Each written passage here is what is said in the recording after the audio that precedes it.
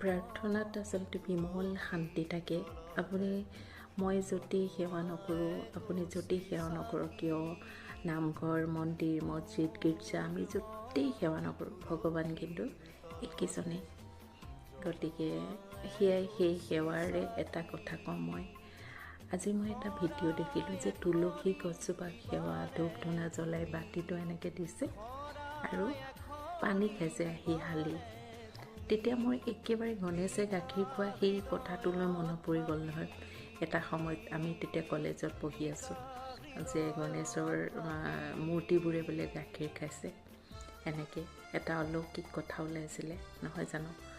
গতিকে ময়ো কিন্তু তুলসীৰ তলত কাতি বিহুত সদায় মাহটোত মানে গোটেই কাতি মাহটোত চাকি দিওঁ। আৰু এতিয়াও এই সোমবাৰ, বৃহস্পতিবাৰ, মঙলবাৰ এনেকুৱা বাৰবিলাকত তুলসীৰ তলত চাকি জ্বলাওঁ।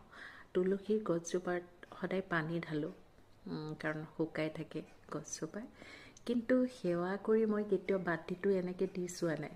আজি মই এটা ভিডিঅ'ত দেখিলোঁ বাতিটো এনেকৈ দিছে আৰু তুলসী গছজোপাই এনেকৈ পানী খাইছে বুলি, এইটো অলৌকিক।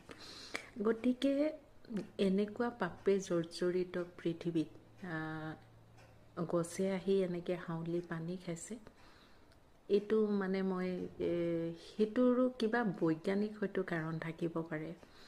আপোনালোকে যদি কোনোবাই জানে কাৰণটো জনাবচোন, মোৰ জানিব মন গৈছে। কিয়নো তুলসী গছজোপা হালি আহি এনেকৈ পানী খাইছে, মই ভিডিঅ'টো দেখিলোঁ। গতিকে আপোনালোকৰো গছবিলাকে এনেকৈ পানী খায় নেকি হালি আহি বাতিত এনেকৈ দিলে? আৰু যদি খায় কিয় খায়, ইয়াৰ বৈজ্ঞানিক কাৰণ কি জনাবচোন, মোৰ জানিব মন যায়। মই নাজানো আচলতে, সেইকাৰণে